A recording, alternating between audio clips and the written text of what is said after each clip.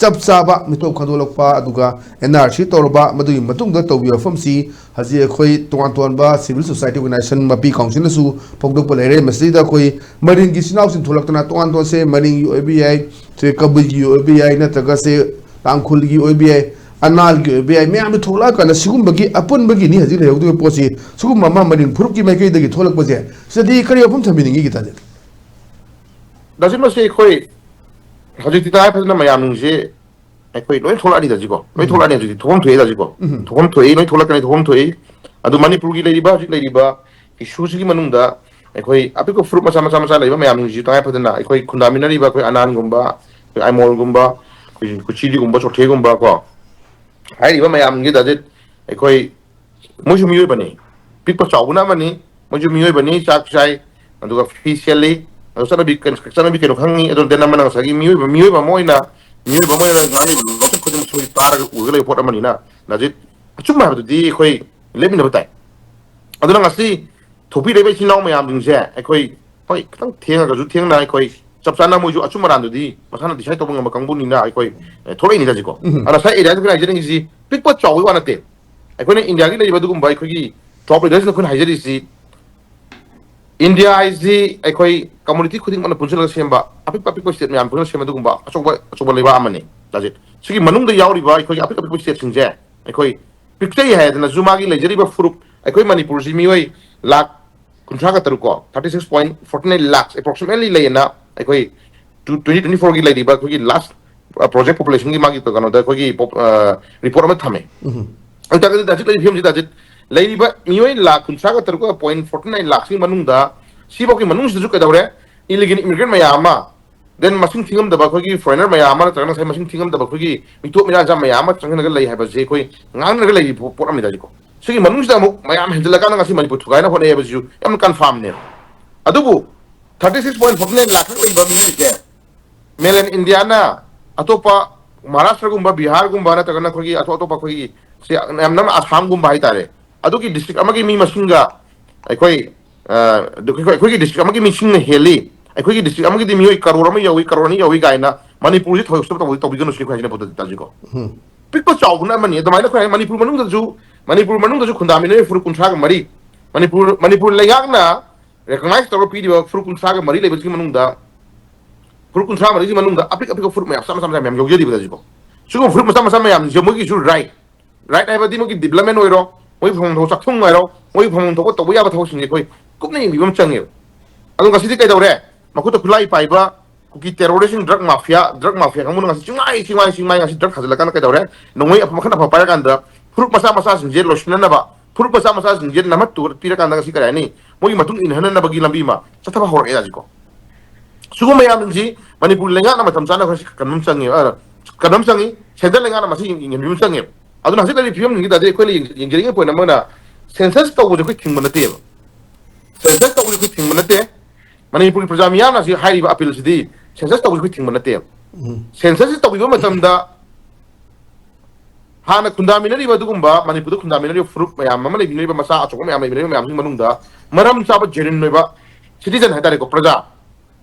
ko khundaminari ko maram cha na recognize ko man lenga na recognize ro lakwa haju si ILP sana hare sana gi matam da Manipur gi lady prajamiyam na hai si ILP si 1951 base year ogdo buni hai da ko 1951 base year ogdo maram manda akoi gi census si akoi 1950 da koi corrupt koi mahadara thidra lekre na ji ko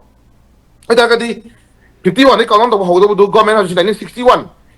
ogdo buni na ji government na report on thame adi Manipur prajamiyam na pami 1951 base year ogdo buni hai re Manipur lengan 1961 ogdo buni hai re aduki lenari ba anes gi mrakse ida yasna ba to kan poto ai khoina yanari ba manung gi manung da karam ba sahi khoi thik da ge aduki oba betya ma da gi khoi lepa kan da ta seng na sapsana khoi 1951 gi betya lepa kan sapsana khoi tangai fadana ai khoi han lai ri mi sing je khoi pasing thilo ki ha bane 1951 gi betya da gi mising mikok thilo matung da ko mikok thilo matung da de ai khoi kanana mi nong na sa ki bano kanana anok bono kanana ari bono je am la define to ra ne ba ko define to matung da 1951 ki matung la ki basin ko lai bi yar ha ko haje giro da ji ko adi government policy ngi matung ina government policy ngi matung ina lehen be ya bana karai no ya handam na karai na masi government to jo thoma mo ne ba to ko tabu actual screening ma du di to do ya giro da ji Manipur da mathong wanang hang da ba ko gi Mitop bihan sama ya ama koi sakhi laga lei haba simadi am confirm oina mamangi lenga ma su yam clear na koi thamba lei ra ko from since yam ngalinga matam da koi mi oina ta ba yum oina yum lising mo sawa Manipur da refugee na khunda matam da Manipur lenga ki lei badugumba MLA kabir ma ya amana central lenga ta si iramba Manipur lenga na maduri kana bitomba ko refugee bagi mo phone to right pu moi leina na ba se da sara na mayam pu kholo iramba se mayam le no do document sakhi da ji ko adugo mayam jing do define to matung da matung matung kyam hengalak tre kana na kai no kana na kai na bi da ji sai da ji khoi adugi oi potuma screen ngan to bi ha bane adu da na agi SIR do ko le SIR to bai je si part of mayam da phai do mai to bu kai yeng ni SIR to ganda pi give right to da ji SIR da fang give right to adu mi du ki right na phung tara gadi mi du ki aya ba mi le tara gadi dajit ma do heng khoi na NRC gum bana to du mana provision la kan ke dawre ai khoi si government hanjan na khoi ki screening tawre election ki magi kan no mayam do khoi voter list phong na khoi part by part si yaw la ko mayam ma kan khoi ki right pi do bani ka mi am ki right phang ya ba yom labi ma do ta pi ne ba ji ko ai ta gadi issues je lenga na ke dawre dajit khoi issue ha na ha ji do issue ma lo de ngai da issue ma issue je some crime some thola kan dajit some thola kan da Manipur je kari tongan ma gi internet policy ma da Manipur ke do pa ma gi khron le gi ha ji dajit ko sang ma lakre adi one day Manipur si totally ko je pura nan tham kan da from since de ke khagi pusi me hing la kan da ni daga sahan ba ni daga phare dan to ko de center ke lusing ba to bi ba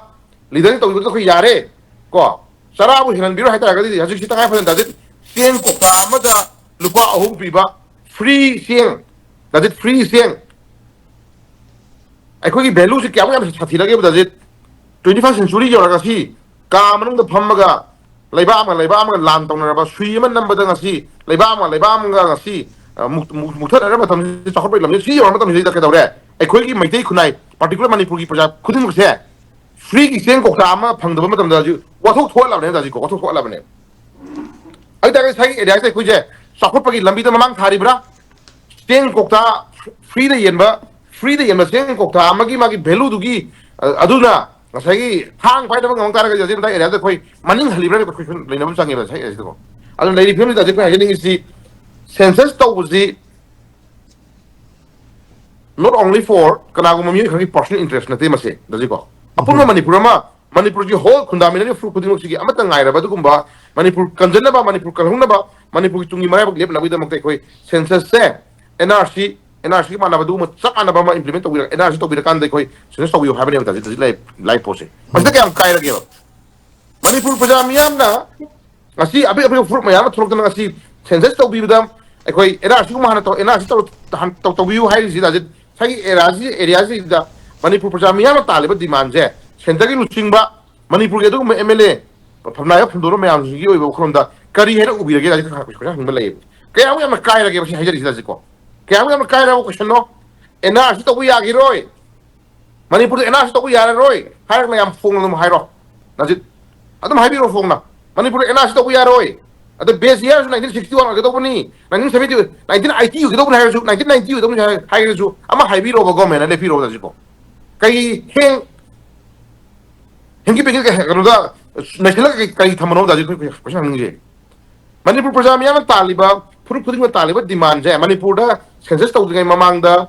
koi chapsan NRC han san biu NRC san matung da koi base 1951 ke do ni 1951 yo base han to bi matung dai koi NRC to yu ha bas da Manipur pajamiyam taliba demand si da ngasi ki lenga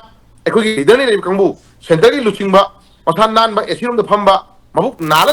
lei ba dugum ba leader di na khoi taliba demand pajamiyam ha ba demand je kya mo am kai ba demand oi ge ji khoi haning ba lei ba da je mo da la hebi ro noi prajana taliba demand do lali yaroi Manipur da refugee sukchan khare terrorist sukchan khare ado popi tha sukchan khare moi me ang je sok ko di yaroi da mina khoi atai ren to ho 2026 hana ki sahi ki ba horoni ha ki hebi ro hana ki sahi NRC ba horoni ha ki hebi ro mara ma di hebi ro da je adi issue that prajana samana si mo na tawli style sina dik da re prajada irang horok na ba mai hori ngai da khoi thawhin mai type da irang horo ka na khoi mai bi ba kang bu ma ngasai film writer ka director ya manami na baitare writer na irebe script writer di manung juda masagi panduk nai na dajit sanghal ni khumtu dang sagi director jena sai area jara roi sai jaga di irang khara hondra di film di post ara roi sai area ja kamna handra di post ara roi sai area ja khara mi sinandra di post ara roi aduna nangi writer ibi do sai area ja mi sielo sai area ja ngai kapna lo sai area ja mai tha lo gai na koi director dun haira to gi mong ma manama mi yum sum chatu daje aldi asit sai hausi tagai fudana sensus kita mata daje ni si yamrak turiba sensus kita mata mai tha yamrak turi daje sensus kita mata Manipur irang hong turi daje adugi irang hong na bagi part to leaders machine mane kudamoi for example ILP ka tang pi na hona daje ILP ka tang phangna hona bada ILP ka tang pi na hona matam da ima ka yagi pushino daje khungu nit kiba ima ka yagi pushino mapi bar singiba ima ka yagi pushino tia gas ka sinna no mai ka sinna ngasi phiom da tan togiba daje sa ka yagi pushino daje togi ma phi sa Robin Hood si ni daje ado nungmai kapaga sa do hasing ai mamangda pi ga dong le ba ILP di irang hobiranu phare mayam interest khange akoi shwe NRC pi rani na atam khra ngani yasna di kai kai ge ba ngasi miyam hori ba NRC ngasi miyam hori ba ILP ngasi miyam pa mi ba census miyam je irang sa pa na ta ba mayam gi dong ta dai ta robi di ba tu leader khadu gi na te ba je ngasi MLA oi ba mantri oi ba chief minister oi ba MCS officer IPS oi ba DC oi ba SP oi ba